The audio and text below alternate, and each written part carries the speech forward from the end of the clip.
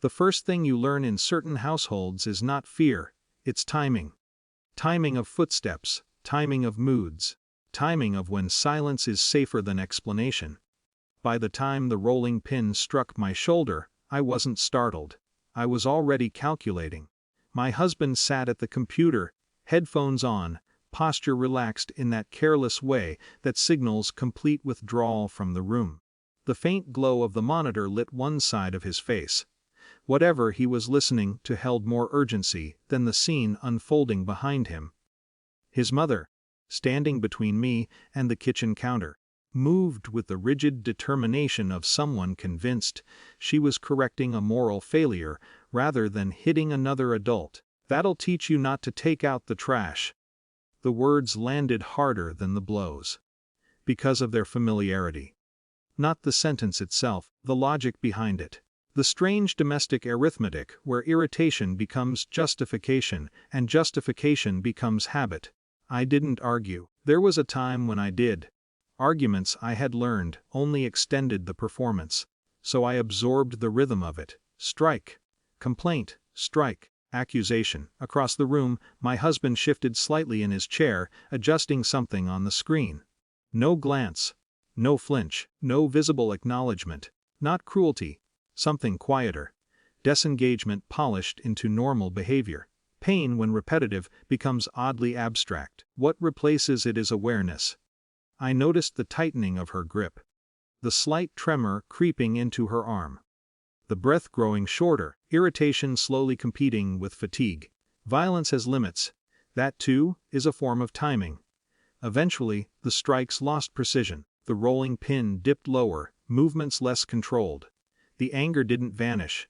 It simply ran out of fuel. The room grew still. No dramatic collapse, no apology. Just an older woman breathing heavily in a kitchen that suddenly felt too quiet. I waited. Not out of strategy, out of certainty. Because reacting too early would have turned restraint into escalation. And escalation was the one thing this household understood perfectly. When I finally moved, it was slow enough to feel almost casual. No sudden gestures. No visible tension. I walked past the edge of the counter, past the dining table, toward the wall near the hallway. The outlet sat there, unremarkable, beige plastic against pale paint, yet the shift in the room was immediate. "What are you doing?" The question came sharper than the earlier shouting. Fear enters differently than anger. It has edges. I didn't answer. My fingers brushed the cord running along the wall, the extension cable powering half the living room, including the modem, the router, and most importantly, her medical equipment. The small oxygen concentrator humming softly beside her bedroom door, a constant presence in the house. A constant reminder of dependency no one ever mentioned aloud. For the first time that afternoon her voice changed, not louder, thinner. "Don't." My husband removed one headphone. A small gesture. But in that room it might as well have been an earthquake, because disengagement had finally fractured. I looked at the outlet. Then at the cable. Then, very calmly, back at her. And in that suspended moment, something subtle but irreversible occurred. Recognition. Not of danger, of leverage. "I just wanted to understand something," I said quietly. The softness of my tone unsettled even me. Her eyes locked onto the cord. "You wouldn't?" she whispered. The certainty in her voice betrayed something rawer than authority. Dependence stripped of performance. I tilted my head slightly. "Wouldn't I?" Across the room, my husband stood, fully alert now. Headphones abandoned on the chair. "What is happening?" It was a genuine question. Which was, perhaps, the most revealing detail of all. Because for him, nothing unusual had occurred until the power dynamic shifted. I didn't unplug anything. I never intended to. That was the strange, invisible center of the moment. Violence had been real. Threat remained theoretical. Yet the psychological inversion was absolute.